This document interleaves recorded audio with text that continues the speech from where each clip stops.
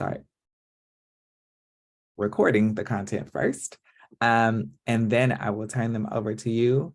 If you have any issues, if you have to step away, I know that some of you have some afternoon things going on. Please let myself, Terry, or Vanessa know so that we know that you're here. And other than that, have a great afternoon. Lauri, they're all yours. Well, thank you, Patrick. And thank you, everyone. I'm going to go ahead and share my screen so I can get the PowerPoint started. So there is information that goes along with what I am saying. The one thing he didn't mention that I didn't have specialized tech training. So I am of the generation that I use technology, but sometimes technology doesn't necessarily like me. So be patient with me as we go through. I'm trying a couple new tech things because it's good for us to grow and evolve as we do these things. So again, my name's Lauri Halderman. I am a program manager with CASA of Los Angeles with a specific focus on early childhood. And before we get started, I first want to do land acknowledgement that we're acknowledging that this meeting today is being held on the traditional lands of the Tongvan people, specifically the Gabrielino peoples, and I pay my respect to the elders, both past and present. So if you are living somewhere else besides on the Tongvan land, I encourage you to look up and find whose traditional land you are on today and pay respects to them as well. So what is a CASA? CASA stands for Court Appointed Special Advocate. They are volunteers who we have recruited and trained to provide intensive advocacy for children and youth through this unique one-on-one relationship between a trained and supportive adult and a young person who has experienced abuse, abandonment, and neglect. These youth are all in the age of between 0 to 21. We visit the youth, the CASAs do visit the youth at least once a month. If they're a younger child, we do encourage them to visit more often because, as you all know, as home visitors, and I think there's some public health nurses, children develop so rapidly and so quickly between 0 to 3. A lot can happen in the course of a month. So if an advocate is appointed to an infant or toddler, we do encourage them to visit a little more frequently and gather more information through that observation. Part of what a CASA does is review the child or youth's court file, and that file could be 1 volume. That court file I've seen, the biggest I've seen was 18 volumes thick, and this is going back to when it was all paper. So it was a rather tall stack of information. They also use observation and interviewing folks that are significant to that child and involved in that child's life, whether it's the social worker, the parent, caregivers, it could be educators, it could be a home visitor, it could be a mental health clinician. They are child-focused in the work that they do, fact-based and hopefully strength-based in their advocacy. And finally, the role of the CASA is to advocate for the child or youth, for their needs and best interest in the community as well as the court. A bias I have is let's solve the problems out in the community where the child is living than going to court and having the court make the decision to try to solve the problem. It's more effective if the people involved are making those decisions and collaborating to come up with those solutions. There are 4 specialized programs at CASA. Those 4 programs are the Early Childhood Program. The Early Childhood Program provides specialized knowledge and trauma-informed support for CASAs to better advocate for the unique needs of young children and their families in the child welfare system, including expectant and parenting youth and non-minor dependents, and I'll define that term in a minute, in the child welfare system and youth justice systems. The Youth Justice Program focuses on providing holistic and trauma-informed support for young people who are dually involved with the child welfare and youth justice system, and sadly, sometimes the adult justice system. CASAs are trained to offer support with navigating multi-agency involvement while ensuring the emotional, social, educational, and developmental needs of the CASA youth or non-minor dependents. Tied to that is this prevention and early intervention program, where we are trying to support the youth before they enter the youth justice or the adult justice system, or the risk of homelessness or unhoused, which we have many, many youth who are experiencing housing instability between the ages of 16 and 21, with more individualized, standardized, and timely access to concrete resources to address their dependency and youth justice needs. And then our final program that we have that's unique and that's not our traditional advocacy is something called Essential History. As I mentioned, I had a case once involving a 17-year-old where there was 18 volumes of orders and social worker reports involved in that youth's life. And I spent a lot of time going through all 18 volumes to try to piece together that youth's history. Well, we now have a program called Essential History, where we have volunteers who are going through on a short-term basis and a quick basis to review the entirety of the court's file and prepare a summary report for the court, the youth attorney, and their social worker. These reports address adverse childhood experiences, as well as the youth's well-being in the area of permanence, mental health, education, and social supports. And one last thing about CASA, just because I am from CASA, is how do you get a CASA? So on the bottom of this slide is a link to a page on our website called Refer a Child. So if you're from the community, you can go to this page and it gives you directions on how to complete a referral form. Once we receive that referral, we send up a request to the judicial officer to sign off on that referral. Once it's accepted by the court, then it comes back and staff members assigned to assess, probably in the past year, what the child's needs are in areas of advocacy. The child is then added to our wait list, barring a disqualification. The only disqualification really that's very noticeable is if the child is placed out of LA County.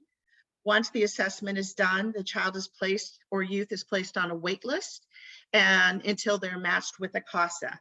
If the youth is between 18 and 21, in addition to the referral, we do need an actual written consent signed by the non-minor dependent because they're legally an adult. So they need to agree with the referral for and the appointment of a CASA. And since we're working with expectant parenting youth, and some of them are 18 to 21, we do need that consent for them to request a CASA. So now I'm going to jump into what our objectives are for today. First and foremost, I want to make sure I reinforce that message of amplifying the expectant and parenting youth's voice. We are trying to build up the capacity of the next generation of parents, albeit young parents. And we want to make sure their voice is heard, their needs are heard, their opinions and priorities are stressed. And you'll see little symbols that I have that kind of indicate the voice of the youth on that particular slide as underscoring that. We want to understand the rights and choices of expectant parenting youth and non-minor dependents in the child welfare system specifically. We're going to review some of the unique resources for expectant parenting youth and non-minor dependents in the child welfare system. And finally, I want you to be able to have the ability to apply the knowledge and identify protective factors in a vignette involving an expectant and parenting youth and their young child, which we'll do after the break. So first, I want you to think about some statistics for the youth in the child welfare system. As of October 31st, 2021, 42 youth ages 20 and younger identified as an expectant youth. As of February 28th, 2022, there are 359 parenting youth who have 411 children. Of those 359 parenting youth, 70% were between the ages of 18 and 21. 317 of the youth identified as female, 42 identified as male. We do believe that the reporting of the non-birthing parent is underreported because it's difficult sometimes, and sometimes the youth does not identify that they are a parent. So there is underreporting from non-birthing parents. Of those 411 children, 75% do not have an open case with the Department of Children and Family Services. But sadly, that means 1 in 4 do have an open case with DCFS. So there's court involvement with their young child's life.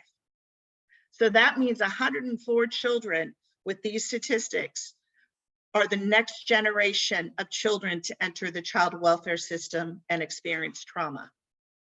So that's the reason we're all here today, and why I'm here today is to better figure out how to support these young parents so that their children don't enter the system, continuing this cycle, and we can stop additional trauma from happening.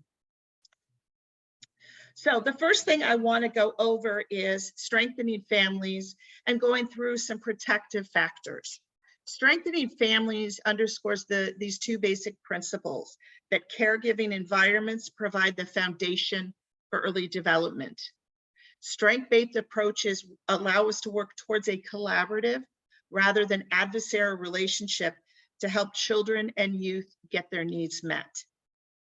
The second basic principle is that reducing the risk and actual abuse and neglect by strengthening the families, meaning you can't work with or for a young child without working with or for that family who will hold, love, teach, role model, laugh, discipline that young child.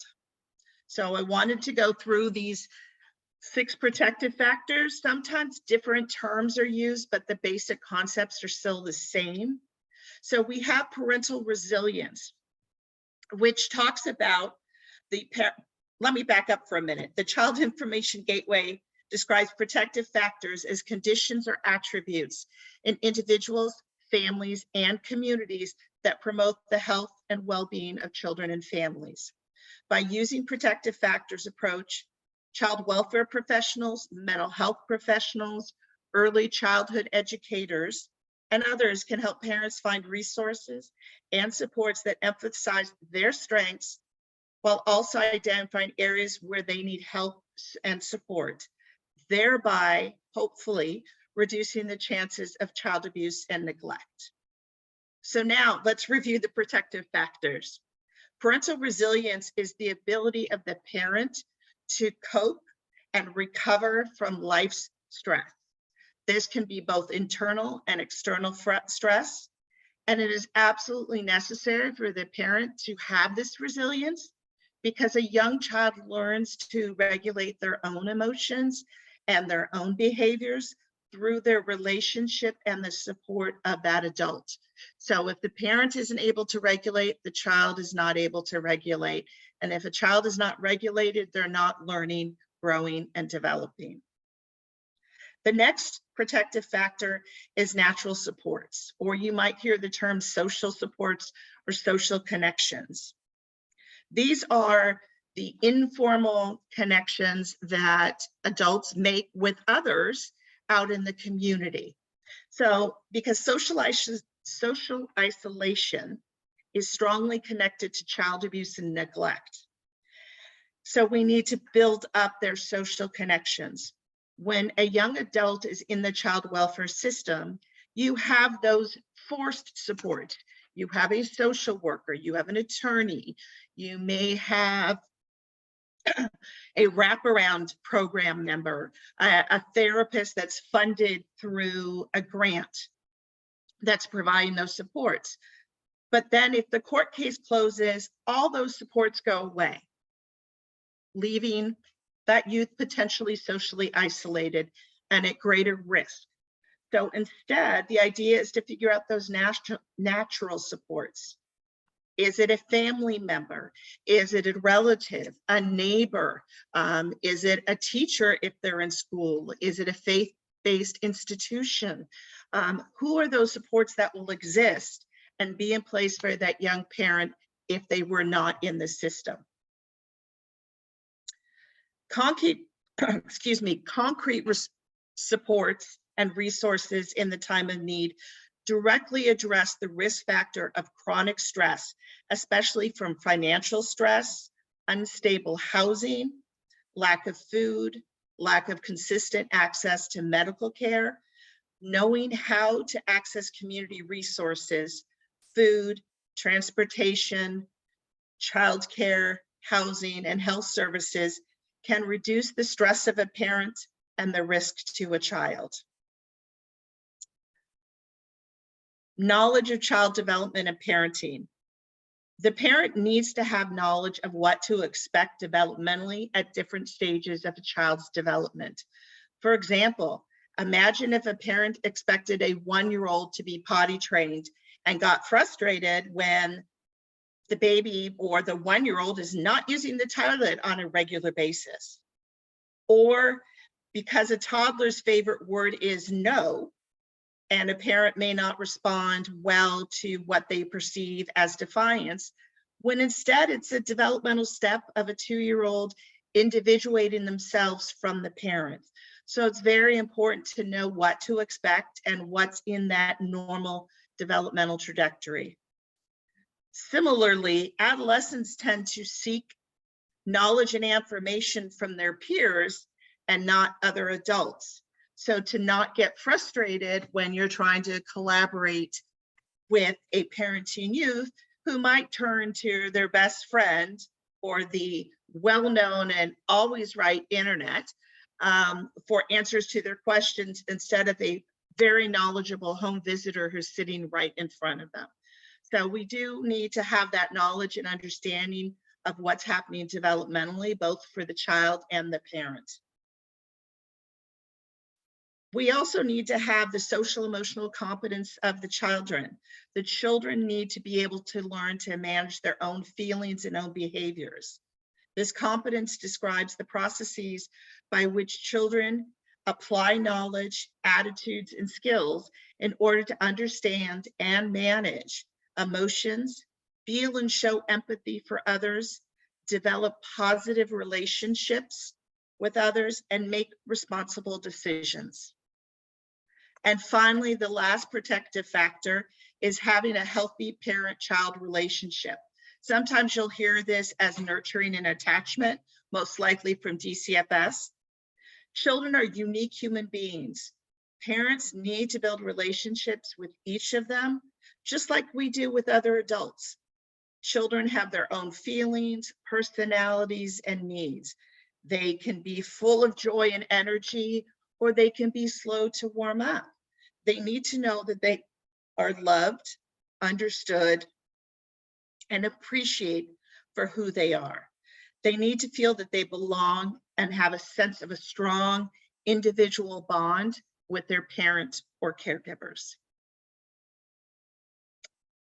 So it's really important when working with and supporting young parents in DCFS that we look at what the barriers are to breaking the cycle that led to their involvement in child welfare so that their child does not enter the child welfare system.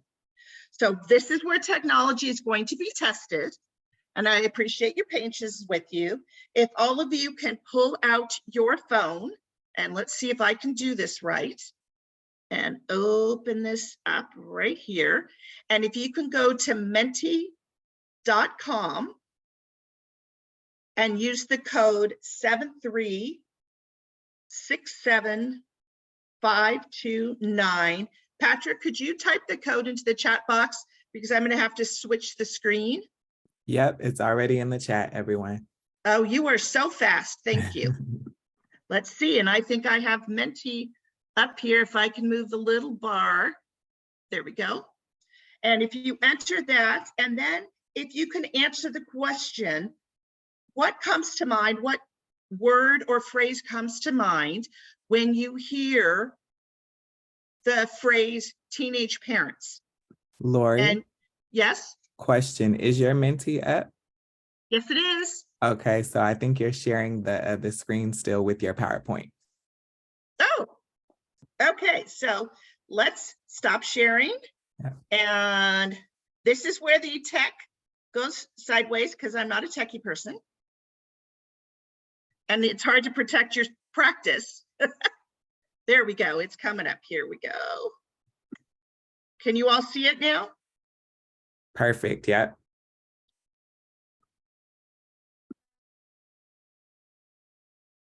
And you can click present, I believe, so it can be full screen on the right side. On the right side, present. At the top. At the top. Okay, I can't really see. Oh, share, the gray button. Do you see the one right next to that? No, because there we go. Okay. That's what happens when you get the bar at the bottom or the side and you move it around. Here we go. So the word cloud is growing and growing. And you are seeing some of the words are young, scared, irresponsible, inexperienced, babies having babies, lack of information, inexperienced. So all of those terms, I've seen a few positive terms, like willing to learn, strength, energy. Ooh, I like that one because I don't have any anymore. So you have all of these negative terms and negative connotations. So imagine if a young parent who is feeling scared, all of a sudden everybody around them is having these negative biases towards them.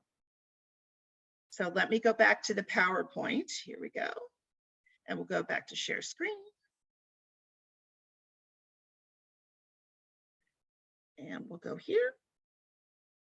So that's one of the barriers that our young parents in the child welfare system face, that bias towards young parents. And I was guilty of it myself until a couple of years ago when I realized, wait a minute, my mom was considered a teenage parent. She had my sister when she was 19.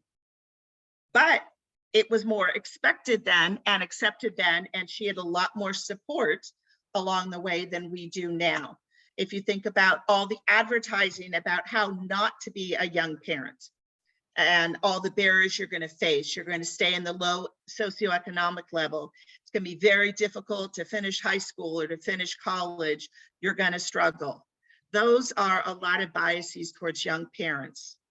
Also, there's many different forms our young parents in the child welfare system face.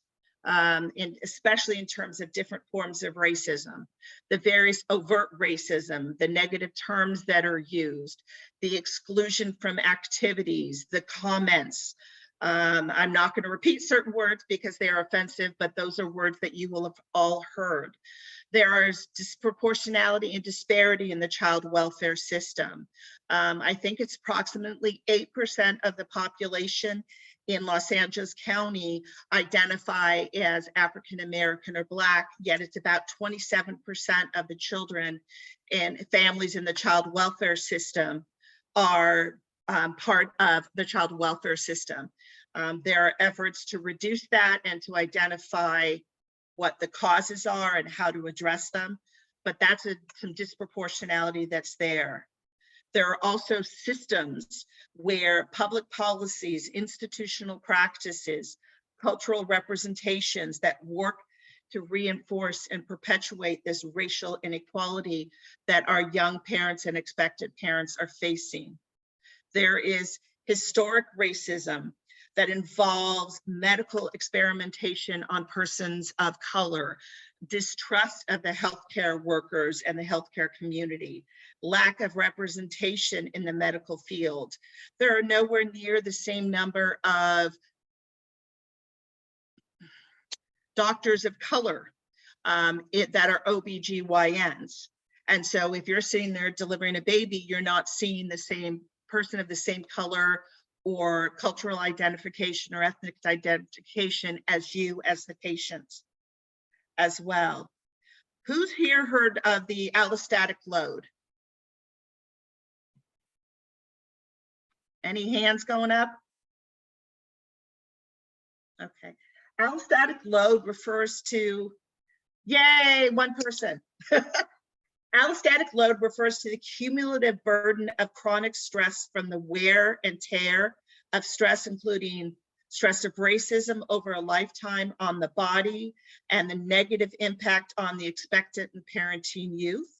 The belief is this allostatic load results in inflammation on the expectant mother, and maybe one of the reasons why there's a much higher percentage of expectant parents and parents within a year of the baby's delivery. There's a much higher rate of infant mortality and maternal mortality, regardless of socioeconomic level and other factors as well. So that's something else that is a barrier to breaking this cycle. And then I would also say our youth in the child welfare system have experienced so many traumas. They have experienced the trauma of the abuse or extreme neglect, the trauma of separation from family and friends, the trauma of moving from home to treatment center or short-term residential therapeutic placement, the trauma of further abuse and neglect that sometimes happens when removed from the home, the trauma and stigma of being labeled as a foster child, the trauma of living with adults and other children and youth who do not share their familial, cultural, or ethnic identity. That wears down our young people and makes it very difficult on them to break the cycle. But we must break the cycle in order for the next generation of young children not to experience the trauma that their parents have experienced. We must advocate to prevent another generation of children from being involved in the child welfare system. Historically, due to a multitude of these factors, many youth in the child welfare system have become pregnant and have had their children removed from care. So how do we break this cycle? We must support our expectant youth who identify as Black, Indigenous, people of color, or the term is BIPOC, in using their voices to be heard by medical practitioners and service providers. We must explore and use cultural supports such as doulas, both pre and postnatally. And luckily, yay, Medi-Cal has now added doulas to services that can be funded, which is awesome. Explore and acknowledge our own biases, privileges, and experiences.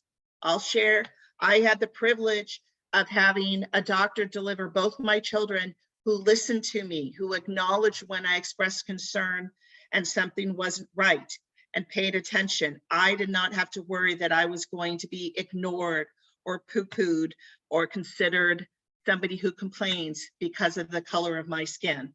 So I had that privilege. Many of our youth do not have that privilege.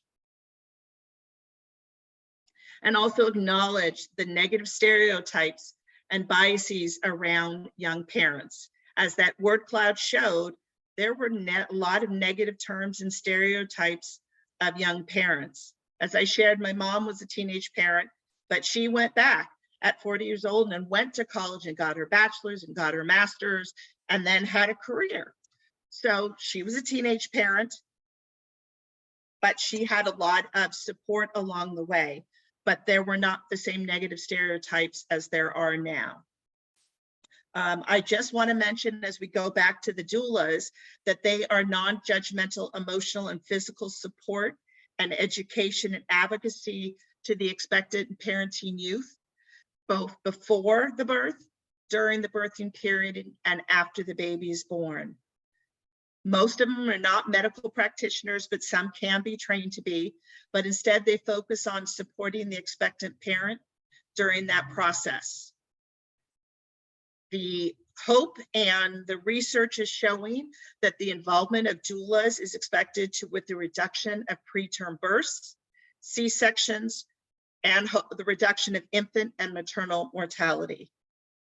As I said, as of January 1, doulas are now covered benefit under Medi-Cal. On the resource page at the end of the PowerPoint, I've included a website for Los Angeles County's Public Health African American Infant Maternal Mortality Initiative. It is a mouthful. And also LAist website helps to connect with doulas as well.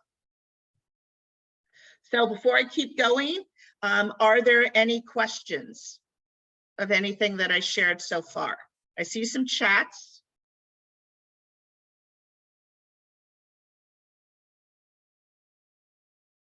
Are there any hands raised, Patrick? We Feel don't free. see any. Oh, I sorry, don't Lauri. see any, no. And we didn't have any private messages. If anyone has any questions for Lauri thus far, you're more than welcome to unmute. Yep. Okay, Lauri, I don't think there's anything right now. Okay, and please hold me accountable if I forget and use an acronym that doesn't make sense. Please remind me, because sometimes I fall into that bad habit, and I know how frustrating it is when somebody's talking at you and they're throwing a whole bunch of letters in a certain order and you have no idea what they mean. So feel free, and I will try to catch myself. Okay, where did we go? There we go. Okay, back to sharing. Okay, so before I launch in, let's get this moving forward. There we go. So sometimes DCFS has a bunch of different, dependency court has a bunch of different players who have different roles and responsibilities, lots of different acronyms flowing around. So I thought I'd take a brief moment in terms of the child welfare system in LA County, explain some of those different terms in case you hear them in your work with whether it's the parenting or on the expectant side or both sides. So in LA County, the children that can be served by the dependency court are ages 0 up to 21 years old. Under the age of 18, we refer to them as youth. Over the age of 18, we call them non-minor dependents because they're still a dependent of the court, but they're no longer a minor under the law. And if a non-minor dependent is involved, they do have to consent to remaining involved and consent to the terms of remaining involved. So those terms could be they're in school part-time, full-time, working part-time, working full-time, involved in a training program, a combination of all of those, or they have a condition or issue which prevents them from being involved. And that could be, for example, a youth who's significantly developmentally delayed, and maybe they are in a day program, or a 19-year-old that has significant medical issues that prevents them from doing any one of those things. But if you hear the word NMD or the phrase NMD, I'm referring to the 18 to 21-year-olds who are still under court jurisdiction, and they have consented to remain under the court jurisdiction. Dependency attorney are attorneys from the Children's Law Center, which has 5 separate law firms under the overarching umbrella, who will be representing the expectant or parenting youth or non-minor dependent. But they also could represent the baby of the parenting youth if the case is filed and opened on the parenting youth's baby. But the attorneys would be from separate law firms because there's a conflict of interest. You might hear the phrase CSW, it just means the children's social worker from the Department of Children and Family Services, our child welfare agency. If you hear the word social worker investigator, that is a social worker working with the dependency attorney. And they call themselves an investigator just to differentiate from the CSW or the children's social worker. An AB-12 worker is a social worker who specifically works with youth between the ages of 18 and 21. And they tend to take more of an approach, hands-off approach, by putting responsibility on the youth or the NMD to reach out to them for support and services. And then the county counsel is the attorney who represents the agency of DCFS, not individual social workers. And then you might hear the term commissioner or judge. They're both judicial officers. They're the ones making the decisions.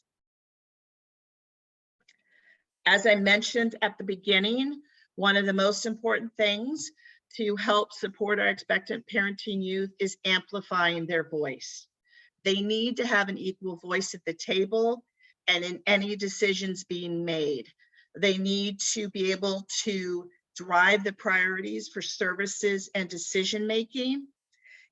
As some of you probably know, if you're making all the decisions and prioritizing, you probably don't have as much collaboration or engagement from your client than if they're driving the decision-making and priorities.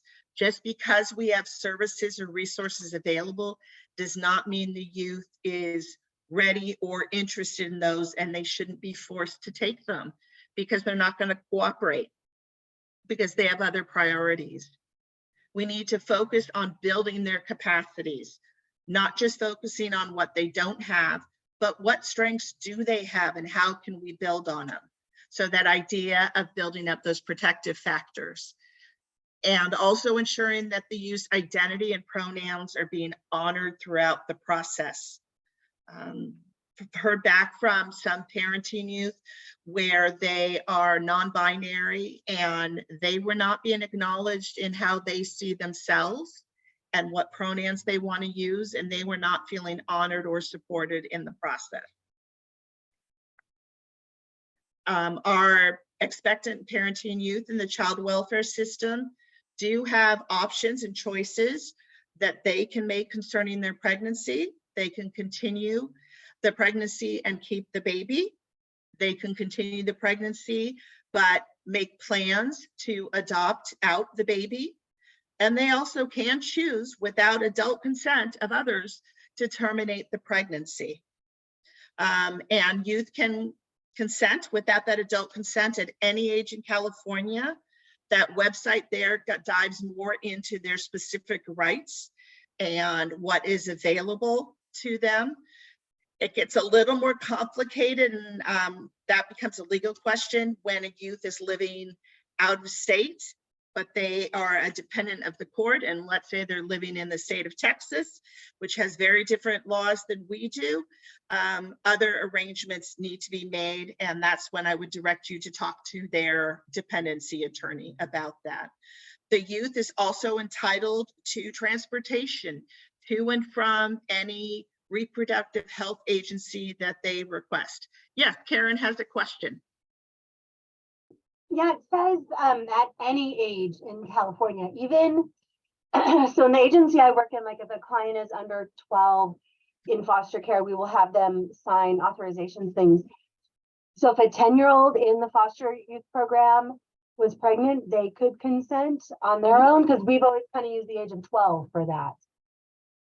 That's the interesting thing. It's at any age, but if they have a sexually transmitted disease, they have to be 12 to consent to treatment. You can be pregnant and make a decision about an abortion or keeping or adoption, but you can't consent for medication for treatment. The laws are not always straightforward, and laws don't always talk to each other, as I like to say. Okay.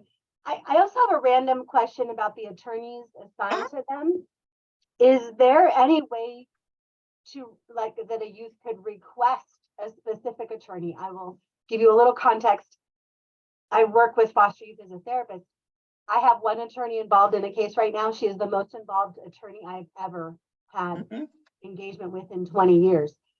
I would love to refer clients specifically to her. I've never thought about that. Is that even possible for the attorney? No.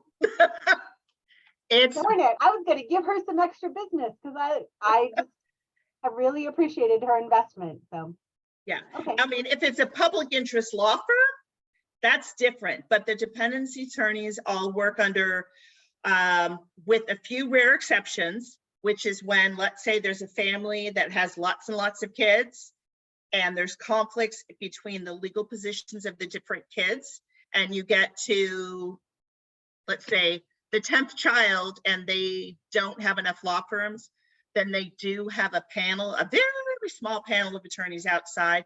But no, it can't be requested because it depends on which courtroom it's in that's servicing that case, which law firm is handling that case, who was on rotation, if there's a conflict of interest, if that client has represented, let's say, a sibling on that case and there was a conflict and they had to conflict off. So it gets really complicated. And there are sometimes differences in the activity level of some attorneys versus other attorneys, but they are all at CLC driven to do right by their client and to represent what their client wants. And in LA County, we're lucky that children get their own attorneys. In other states, that's not always the case. Okay. Yeah, I didn't really think so. I was just being extra optimistic in asking that question. So. I love optimism. I really do. Just the same way as sometimes we'd love to have a certain social worker assigned, or I've also seen really active parents attorneys that would be wonderful if they could be assigned as well. So yes, I appreciate the question. I wish that were an option. Okay, so if the youth decides to keep the baby, and this is something we tell our CASA, so that's why it's phrased this way. We want them to keep a safe and supportive space and having conversations. Some of our youth might live in either a home, or if some of you have heard of St. Anne's, which is a short-term residential therapeutic placement. I call it strip or strip. They could have lots of other youth around, and it may not be a safe place to have a conversation. So finding a separate room, or if you're permitted to go for a walk with them, somewhere where that can be safe and supportive. Remembering it's their story to tell and share. So a CASA is permitted to have access to confidential records, not therapeutic records, but other records. But the CASA can't share that the youth is expectant unless the youth gives them permission to do so. So instead of, we encourage the CASAs, instead of you saying, let me tell people, encourage the youth to tell their story to their attorney that they're expectant, or to the social worker. But if the youth doesn't want somebody to be told, we can't say anything until they give us permission. And then also in LA County, we have this wonderful thing called Expectant Parenting Youth Conferences. So once the youth has agreed to tell their story, or has asked somebody else to tell the attorney and social worker, encourage the youth to ask for the Expectant Parenting Conference and to speak to the social worker about it as well and what it is. It's a wonderful thing that LA does, and I'll go into it in a minute. I hope other states pick up on these conferences. Okay, here we go. Why is this not moving? There we go. So the expectant parent, ooh, there. See, technology is not my friend. There we go. So the Expectant Parenting Youth Conference purpose is to set up this expectant youth or parenting youth for independence and parenting success, with that goal of breaking the cycle and ensuring their child or children never enter the child welfare system. There are certain required participants, of course, the expectant parent, who might identify as mother or might identify as just a birthing parent, and their co-parent if they would like them there, the children's social worker, the EPY resource specialist. This is a community partner who has expertise in what expectant and parenting youth need. There are 3 main resource specialists, and actually at CASA, we just got funding to train another expectant parenting youth specialist so that there are more, so we can have more conferences. And then Department of Children and Family Services has 2 specifically designated and trained conference facilitators. Optional participants, if the youth requests and consents, the CASA, the youth's caregiver, if they would like the therapist there, other supportive people in the youth's life, and the co-parent if it's appropriate or safe. Reason I bring up it's appropriate is some of the youth in the child welfare system are victims of commercial sexual exploitation of children, or CSEC, and it would not be appropriate for the other parent, the non-birthing parent, to be present, because it would not be safe. The tone that's set during these conferences is highlighting the youth's strengths, being culturally humble, and letting the youth drive the priorities. Some of the topics that are covered, the hope is this is done early in their pregnancy, so resources and supports can be put into place. A plan can be put into place so that everything available can be accessed if that's what the youth wants. It also could be held after the baby's born, because there are times where maybe the youth isn't in the system when they have their baby, but they come back in and they need help and support. So there can be timing on when they occur. Prior to the pandemic, they were all being held in person. During the pandemic, they all went virtual. Now it's a hybrid model with some emphasis of having the first EPY conference in person so those relationships can be built with the youth. And then probably most of the time follow-ups being virtual, either over the phone or on a virtual platform. Topics that can include the birthing plan, if they want a home visitation program, if they want a doula, do they want to be referred to a support group of other expectant youth? Do they have medical needs? Have they been getting prenatal care? Are they connected to an OBGYN? What is their housing situation? Are there impacts on their education, or do they need support? Do they need mental health support? Who are their natural support? What concrete resources are available and do they want? And starting to talk about childcare options. If, like for our CASAs and their youth wants them present, sometimes we encourage our CASAs to role model with them beforehand, to maybe get a list of what the youth priorities are so that they can practice speaking up and that they can be heard. So I wanted to go over some of the specific concrete resources that are available to our youth in the child welfare system. Passed in January of 2022 is something called the Expectant Parent Payment that is available for birthing parents in the 7th, 8th, and 9th month. Last year, it came out as a lump sum one-time payment of $2,700. Supposedly starting this year, it's supposed to come out as $900 a month for those last 3 months. The youth does have to provide proof of the pregnancy with something from a doctor indicating that yes, they are expecting. And those monies are meant to help the youth with prenatal costs, such as maternity clothes, and preparing for the baby's arrival. Things like diapers, wipes, clothing, hygiene, what else?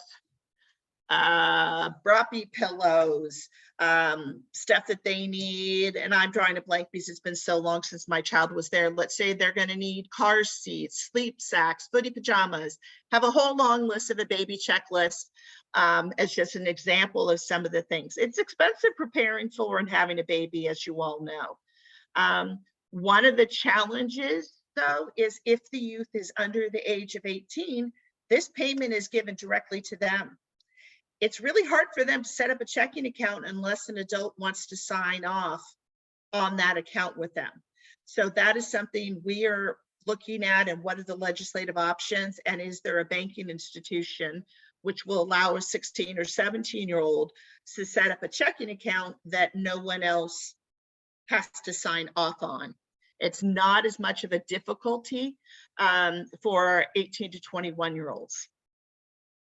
Their baby resources, we at CASA are connected to Baby. Some of your organizations may also be connected to Baby. They provide a plethora of baby-related resources, from diapers to wipes to formula to toys to clothing, which we order and access on behalf of our expectant and parenting youth. Another is getting financial planning for our expectant and parenting youth. As I said, babies are expensive, and our youth are not used to getting checks of $2,700 or $900 a month, and helping them figure out how to budget and set aside that money and make decisions because they may not have had any modeling or examples to show them that $2,700, though it seems like a lot, doesn't go very far. And if they spend it all on a couple of things, then they don't have the resources they need later. Ensuring their enrollment at Women and Children or WIC at 6 months, so that they're connected to that agency for the nutritional supplements. Making sure that they have a birth plan in place. They want to have voice and choice again on who they want in their room. Who do they want to visit? Who do they want to be notified when the baby is born? Who do they not want into the room? We had a CASA case where the parent tried to come in and the youth did not want their parent there because their parent was disruptive and had negative impacts on the youth. We had another time where the youth wanted the CASA to visit, wanted the attorney to visit. Just depends on the circumstances, but helping them plan and discuss ahead of time. There are some other resources to consider and think about after the baby is born. For the first 30 days, that baby is under the parents, the parents' Medi-Cal. So the youth, now parenting youth, does have to inform their social worker of the baby's birth, because that social worker submits the paperwork to have the baby enrolled in Medi-Cal. If the parent waits too long, then the baby is without insurance if it goes past those 30 days. After the baby is born, the parent, this now parenting youth, can apply for an infant supplement of $900 a month. And I think it's going to be going up soon, which helps offset the cost for the parenting youth and caring for their young child. There is something called the parent support plan, where if the youth identifies somebody to mentor them as they're parenting, they come up with a written plan which addresses various scenarios and circumstances, such as babysitting or connection to resources. If that plan is filled out and approved by the social worker, then the parenting youth can get another additional $200 a month. If the youth hadn't enrolled in WIC, making sure they're enrolled in WIC. Planning for the post-delivery childcare needs. And I'm going to touch on that in another slide down the road. And again, revisiting that financial planning, because now you have a baby and they get expensive. If you're buying formula or if you're nursing, buying those diapers, buying clothing, not overbuying clothing since they grow out of their clothing so quickly. Some things that I know you all look at and consider are the same for the youth in child welfare system. Getting a possible tour of a hospital pre-delivery, delivery classes or lactation classes. The amazing home visitation programs you all offer are fabulous. Engaging of a doula, having that birth plan. This is something that oftentimes isn't thought of, identifying and selecting a pediatrician before the baby's born, so that it's somebody the youth feels comfortable talking to about their child and partnering with on raising their child as well. So this is where you can encourage the youth to write down their questions, their needs, their concerns, and supporting them in communicating with the other professionals involved. The reason I lay these out is, for me, I had the privilege of having a very engaged parent. I had friends who were parenting at the time, and you hear of all the things you should prepare for and expect and take care of. A lot of our youth in the system don't have that information and don't have that role modeling beforehand. So we want to make sure that those things are brought to their attention, they're informed about them, and they're supportive if they want to pursue these things. And I'm tying back to that, having that knowledge of child development as a protective factor. The CDC has a wonderful app. I'm not advertising CDC, I just know of their app.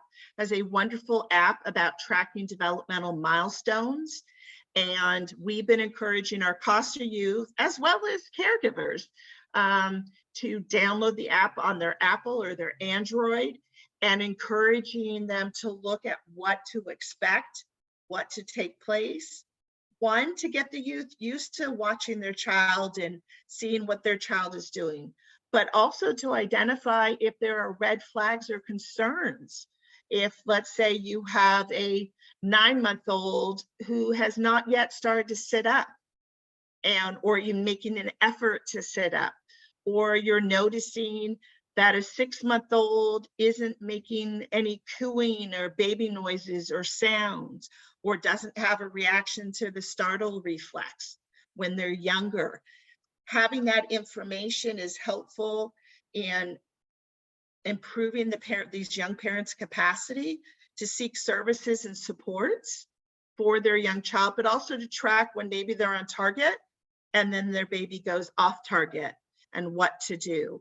And also gives them information to communicate with other professionals involved, and also doing that warm handoff to early intervention services if needed. Here in LA, where it's regional center, but other states, they call it other things as well. 0 to 3 may have an app. Academy for Pediatricians may have apps as well. I'm just really familiar with the CDC, and they did upgrade all the milestones that changed about a year ago. There are also supports for non-birthing parents who traditionally we would say fathers, but there are also non-binary, non-birthing parents, and encouraging them to get involved and have supports. In LA, there's been a strong effort to engage fathers more in the child welfare system, because historically and structurally, they have been ignored and little effort has been made. So there's an approach called Father Strong to better engage with fathers, find fathers, support fathers. Project Fatherhood by Children's Institute International has great groups for dads. LoveDad.org is a mental health agency to work with fathers both in and out of the child welfare system. Father Strong is this kind of approach by DCFS that have staff members and some community partners run virtual and in-parent groups for fathers, both young fathers and not so young fathers who are in the child welfare system. There's a unique approach to engaging dads, and there's a different accountability when dads come together and communicate. The fathers or non-binary, non-birthing parents also can access WIC if after the baby's born. They can be connected to baby through CASA, but other organizations. And they may need warm handoff to legal resources if they're feeling that they need more representation in their child's life. For example, they weren't mentioned on the birth certificate, or the birthing parent isn't in the child welfare system and is not allowing the non-birthing parent to see their child. Dependency attorneys can't represent them, but what they can do is refer them to agencies or law firms that do, such as public counsel or legal aid, do family law issues. Okay, whoops. Oh, I missed one. I think I missed childcare. Yes, I did. I jumped forward, sorry about that. As I mentioned, childcare is an option and a resource available for our expectant parenting youth in the child welfare system. The Department of Children and Family Services will pay childcare funding up to a year if the youth is a parent youth or non-minor dependent. What happens is at the Expectant Parenting Youth Conference, a referral will be initiated for emergency bridge childcare programming. Then the parent will be connected to a navigator from the Child Care Resource Referral Agency. Oftentimes there's a breakdown, maybe because the youth is at school and all the phone calls are coming to them during school hours and they can't return. They lose the paperwork. There's also emotions that some of our youth have about leaving their child with somebody and not themselves. because they themselves have been a victim of abuse and experienced that trauma. A lot of our parenting, youth, and child welfare have a lot of anxiety and fear around leaving their child in a child care setting. So that's an opportunity for a lot of discussion about what's the youth's priority, what do they want. So if they don't want to use childcare and that's not their priority to spend the youth, well, how do we support them in achieving that? But if they do want this childcare to pursue, whether it's school or working, this is available to them for a year. But after that year, that funding is no longer available, so additional planning will need to be made. There are educational rights just across the board for expectant parenting youth, but it becomes even more important for our children in the child welfare system because they get bounced around a lot and they may not have somebody who takes an active lead in their education. So they can have maternal leave up to 2 weeks before and after the delivery, but they don't have to take all of that leave if they don't wish to. They don't need to, if they take parental leave, the school shall consider it an excused absence. They cannot penalize them for taking maternity or paternity leave. The youth, when they return, they can return to the school that they were at before they went on leave, and they can return to the same course of study. They're not expected to complete work while they are on leave, and when they return, they will be entitled to opportunities to make up the work that was missed, and including but not limited to make-up work plans and re-enrollment in courses. Pregnant or parenting youth may be enrolled in a 5th year of instruction in the school in which the student was previously enrolled, if it is necessary for them to be able to complete the state and local graduation requirements. So that's very important to know that they have some extra rights to protect them and that they don't get penalized for being a young parent. Okay. This is Karen. I have a question again about that. I have, again, as I mentioned, I've worked with kids in the foster system for a long time, and sometimes they're not treated very well by schools. So if you run into issues like actually enforcing these rights with different schools, could the youth then have their attorney help them? Like if you had to push it that far, because some schools I think would be cooperative and some are not. And I absolutely agree with you. And that's regardless of whether it's an expectant parenting youth or not. There are individuals, there are some attorneys at Children's Law Center who specialize in educational law. So they'll consult with the other attorneys. Also, they can make referrals out for pro bono attorneys to represent the children and youth on educational issues if and when it becomes more complex. Does that make sense? Yeah. I've had a couple of youth, not expectant youth or parenting youth, but a couple of youth that were involved in class action lawsuits.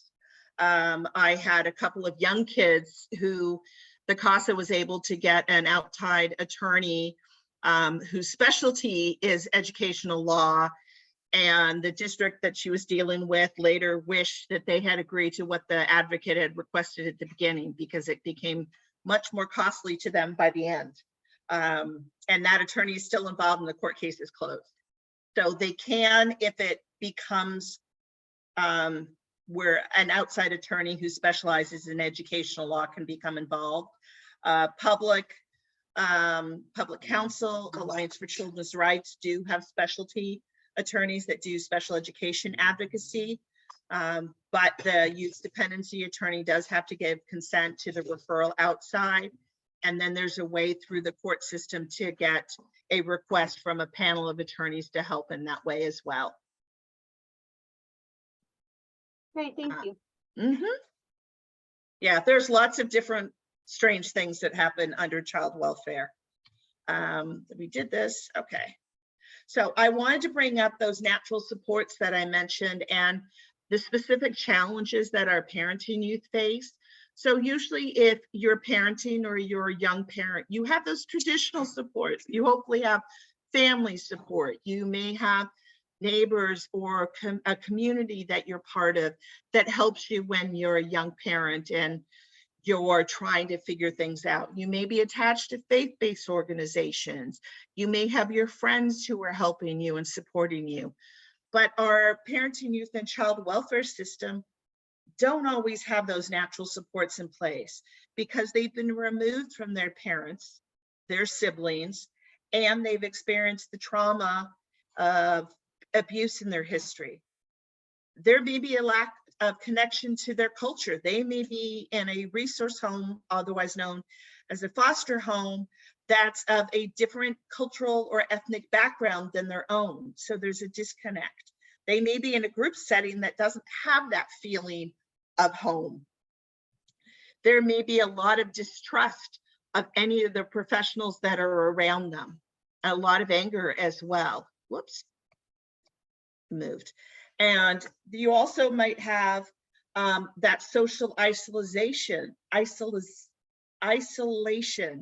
that comes from being in the system, and that stigma of both being a teenage parent, and we all saw the connotations and biases that emerge around teenage parent label, and being a foster youth.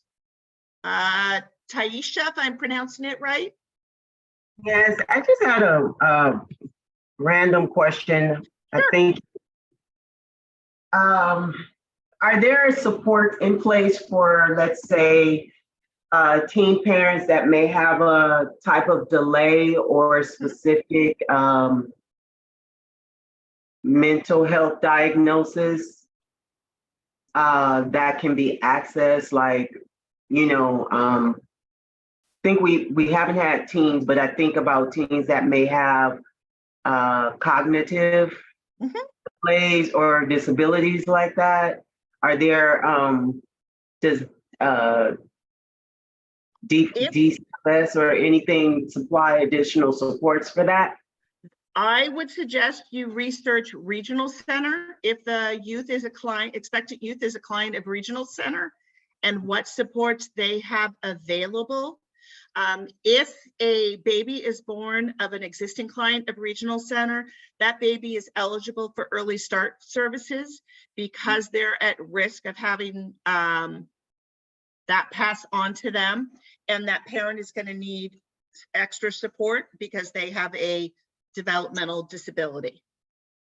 Right. I was just thinking in outside of regional center, only because there has been some families that, for whatever reason, don't want to be associated with regional center, let's say, or follow up on that. And in some cases, they may have and this is not, she's not a teen, but I'm just an example.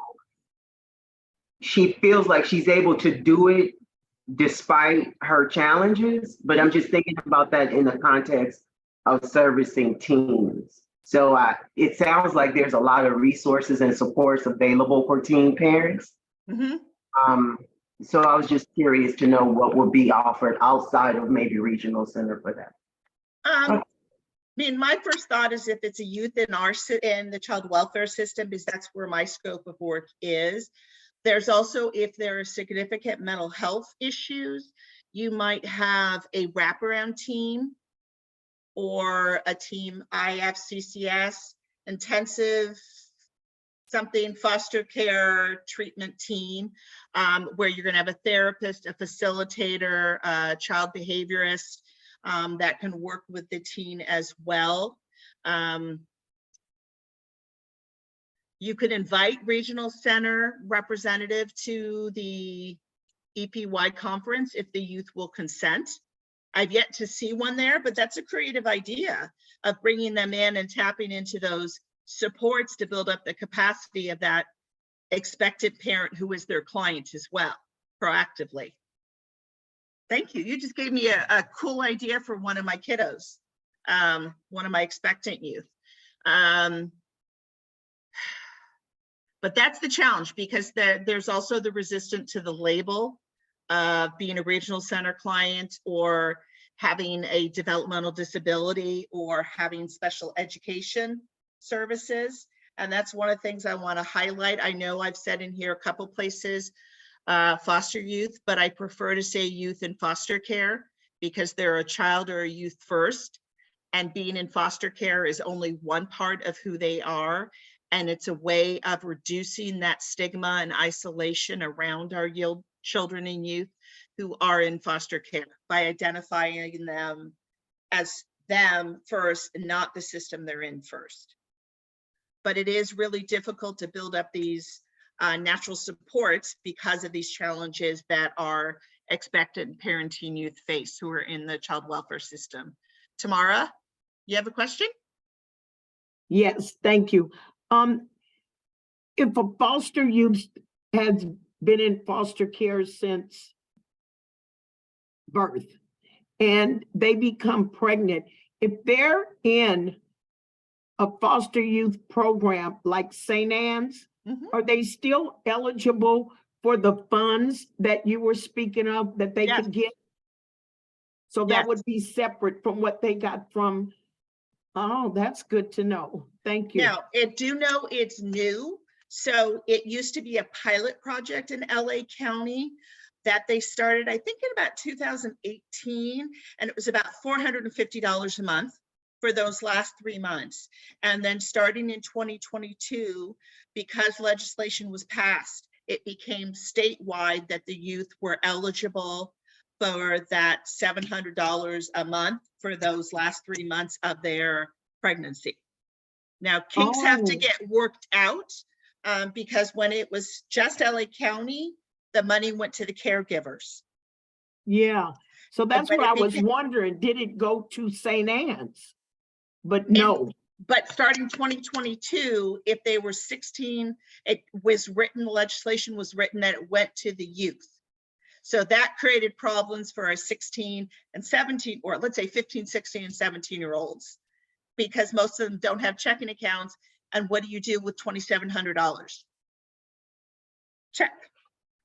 Okay, that's good to know. I had a mom that was in St. Anne's, and our agency, Children's Institute, made the donations of all the things that you list: a bed, a stroller, the boppy pillow, everything. She didn't get anything from any other agency. St. Anne's is supposed to, now that this funds are available, is supposed to help the youth use those $2,700 to buy those items. Even diapers? Well, St. Anne's usually provides the diapers. No, no. But And this was last year. okay, well, they're getting some things worked out kink-wise. That's good. That's good. But I have a 16-year-old right now who's due in a couple months, or a 16-year-old youth due in a couple months, and we're still trying to figure out where the check's going because she's 16. But that money is, the legislation was written that money was supposed to go to the youth, but the youth can give it to St. Anne's to hold on for safekeeping, and then St. Anne's is supposed to take them out to go shopping with them and get the items that they need. Okay, thank you. Yeah, Thank you. it's great legislation that came through, but it's because LA County funded it for a few years at a lower amount and showed how effective it was and Okay. helpful.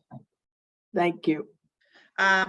Just returning briefly just to those reproductive healthcare rights for youth. As said, they have access to receive reproductive and sexual health care, the consent to decline services or accept services about contraception and pregnancy care and perinatal care, including abortion at any age without the knowledge or consent of any adult. That they have the right to be provided to transportation for reproductive and sexual health related services, and to obtain those services from the provider of their choice. So all of this information is available on that website that I mentioned earlier. Tamara, you have your hand raised again, or is it still just up? Or you're just saying hallelujah, amen, raise the hand. Okay. I'll take it down. Excuse me, when they say transportation, what kinds of modes of transportation do they allow? That's a good question. I don't know off the top of my head. I know our CASAs have been permitted in LA to transport them. I know of a resource parent that has taken them. I know of an adult sibling that took a youth one time. I think we, at one point, CASA, we had, oh, not Uber. What was the other one that was involved with transporting younger kids to and from school? Lyft. No, not Lyft, the other one. Hop, skip, ride. Yes, Yeah. hop, skip, ride. Yes. We had a youth that was able to use hop, skip, drive to go. And that could be if they're expecting to go to their OBGYN appointments as well. It's just not thinking that taking to the abortion treatment, but it can be if they want to go get birth control. They can use hop, skip, drive. But it's saying somebody can't stop them and they have to be provided. So it falls on the social worker. If, let's say, their caregiver won't take them, the youth is entitled to have transportation provided. But I will get back to you. I'll confirm if anywhere in that legislation it specifies the form, and I will email Patrick if that's okay. Would that be okay, Patrick? Yeah, thank you. Okay. Yes, that's fine, Lauri. Yes. Okay. Okay, so somebody's wanting me to admit them. Okay. I love when it doesn't let me go for it. There we go. Also, under the reproductive health rights for youth in foster care under Senate Bill 89, now requires county child welfare agencies to ensure that youth in foster care, they say foster youth, I'm saying youth in foster care, age 10 and older, have received comprehensive sexual health education, once in middle school and once in high school. And that means the social worker has to actively confirm that the youth has received this education. If they have not, DCFS has to find comparable training. And now, as of January this year, I believe the court is requiring in the DCFS reports to confirm that the youth have received the training, and that's new. Because there was battles about, well, the social worker doesn't want to provide it, who provides it, but it falls on the worker because sadly the youth in foster care do move around a lot. So they might miss the sexual health class at school. And it's up to the worker to confirm and make arrangements for them to receive that information. So dependency law focuses on child abuse and neglect issues, but with our expectant parenting youth, they may run into family law issues. And dependency court does not deal with that unless the baby or young child has been filed on. So this could be issues around what name is on the birth certificate, custody and visitation issues, child support issues, restraining orders if there's domestic violence or if there has been CSEC involvement. And so who can help might be public counsel, which is a public interest law firm. Excuse me, legal aid might be able to help as well. I would encourage you to have you reach out to the youth, reach out to their dependency attorney to get a referral of who might be the best to help them with those issues. Any questions on that? And that could be the birthing parent or a non-birthing parent who is in the child welfare system. But dependency court doesn't address those issues unless there's an open case. Any questions before I go to the last section? Okay, Pulhevi, I don't think I pronounced that right. I'm sorry. How do you pronounce it? Putivi, you are right. Thank you, Lauri. Okay, Putivi. Okay, I apologize. I saw a slide regarding reproductive health right of youth in foster care. The law stated that for like pregnancy or anything related to sexual health without getting the consent from the adult. What about regular use? Regular use, do we get consent? It apply to regular use too, or? I believe so, but I would encourage you to go to that website as well. That is earlier on, that's maybe slide 8 or 9. If you'll give me a sec, I will look up which slide it is. And Patrick does have copies of all these slides to share with you all. Thank you, Lauri. Mhm. Okay. So sadly, as I mentioned to you multiple times, 25% of the children of our expectant parenting youth in the child welfare system are in the system. Historically, what would happen is youth would have the baby, and then a social worker would come out and do a whole assessment, a risk assessment. Well, Assembly Bill 670 now requires and says that an investigation cannot be conducted on this baby or child of a minor parent. That means a parent between the ages of under 18 or who's in the court's jurisdiction without a child abuse report having been filed.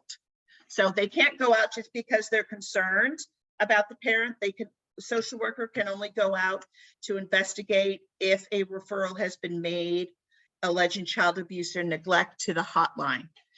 And so that has reduced, hopefully that reduction will reduce the number of children entering the system. Also, it requires the social worker, or if the youth is in the youth justice system, to use a strength-based approach in supporting our parenting youth and non-minor dependents, providing a safe and permanent home for their child. So it's a very different approach. It's saying, let's look for what's working and how to support, not let's go out and look for what they're doing wrong and take the baby because they're young and they don't know what they're doing, and all of those biases that we saw when we did the word cloud. Also, if a hotline report has been made on that parenting youth, the social worker is required to notice the youth attorney within 36 hours of that hotline report being made, if they're initiating an investigation. And this was passed because parenting youth were signing documents without their attorneys having any idea that they were signing documents. There's something called informal or voluntary family reunification or volunteer family maintenance, which means DCFS is involved, but the court is not. But the youth were being forced into signing these things without having the opportunity to talk to their attorneys on whether they should sign or not sign. So this now requires DCFS to inform the youth or non-minor dependent parent that an investigation has been initiated within those 36 hours. And I'll just say the Children's Law Center has a couple specialty programs in 2 of their law firms working with expectant and parenting youth. So here are some suggestions how to support a parenting youth when an investigation has been opened. Again, encourage the parenting youth to speak with their attorney and not sign any documents related to this investigation without consulting their attorney. Also collaborate with the parenting youth to identify what protective factors they can build up, what are the areas of concern, and help them identify those natural supports or connect them to those concrete resources or services that could build up that parent's resilience. Facilitate that warm handoff between the parent youth and the service providers. As we all know, LA County has lots of different resources and agencies, but we all have our own rules and requirements, and we don't have this no wrong door. So it really helps when we can connect that youth directly with that service provider and make that warm handoff so that they feel connected and not overwhelmed. Advocate if the baby or young child has been removed to the parent, advocate that that parent be provided the placement information where the child is. And maybe practice with them or talk to them or role play about how to spend family time with their child when they have that time scheduled. As I mentioned before, DCFS doesn't call it isn't supposed to call it visitation anymore. They're supposed to call it family time. It's more comprehensive and more inclusive. So if the baby's been detained and the youth's been given scheduled time, family time to see their child, maybe role play if they're nervous of how to interact or engage with their young child. Like not pull out their phone and sit and be on their phone while the baby's playing on the ground. Maybe get down on the ground, identify a toy, or bring some toys with you. Encourage depending what age the baby is, but maybe role play and provide some reminders of things that they can do during that time. If the court case is actually opened and is beyond the investigation stage, advocate and encourage that the youth speak up to have frequent and consistent family time with their child, and be creative where this family time can be. Not have it be, and I'm gonna pick on poor old McDonald's, but that that they're visiting their 9-month-old child at McDonald's and the baby stays in their car seat. So they're really not getting to engage because it's not a clean floor space to go down and get on the floor and play with that 9-month-old. Or perhaps their family time can take place if the baby's receiving early intervention services. Maybe they can advocate that the parent go and be part of that service so they can see what interventions are being provided and build up their capacities to provide those interventions as well with their young child. Maybe not have that family time being at what I love to call the witching hour. Let's say it's a 3-year-old who is just transitioning from a nap. I'm not having a nap. And so 4 to 5 o'clock is not the funnest hour to have family time with a child that's not used to not having a nap yet, if that makes sense, because they tend to be a little cranky at that time. Encourage the social worker on the parenting news case and the social worker on the baby's case to coordinate their efforts to support the parenting youth and the baby, because the baby will have a different social worker than the parent will. And sometimes they're in agreement and sometimes they're not. So it's really helpful to encourage that communication. Also, make sure the parenting youth understands what the court has ordered them to do. And if they don't, encourage them to reach out to their attorney to explain what they need to get done. And then advocate for solutions when it's difficult for that parenting youth to meet the requirements in their court case plan. And then support the youth in speaking up for themselves and identifying what their needs are and priorities are. If their priority is to find housing so that their child can come back home, and their priority is not necessarily to go to the parenting classes, have a conversation with them about that and how to support them in advocating their priorities. Any questions? Okay, Patrick, I think I'm almost done. So right before we get started, I'm going to see if I can do this right. There we go. We're going to go to break just a couple minutes early. But as we do, I want to do this wonderful breathing exercise. All of you have been listening now for, an hour and 20 some minutes to my voice drone on. And you've taken in a lot of information. But I wanted to practice this breathing exercise that is really helpful to us to just kind of relax and take it in. But on a parallel way, it's a technique that can be used with expectant parenting youth and help building up their resilience. And if they're dealing with stress or challenges, that they can learn to do this exercise as well. And then they can teach their young child to do this exercise when the child becomes dysregulated, whether they're 2 years old or 4 years old. We can all learn to breathe together a little bit and it has that healthy benefit. So I just wanted to take probably about 45 seconds before we go into break to do a breathing exercise. So if you will pull in your Menti, and the code for menti.com is 7367529, and I'm going to stop sharing so I can get to it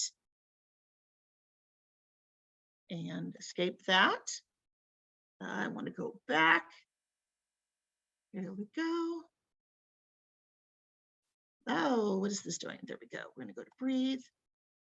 And here we go. I'm going to go back to sharing now that I've got it set up. Nope. Where's my Menti? Share. And there we go.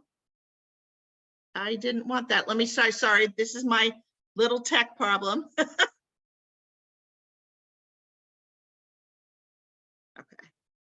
And I'm going to shrink it.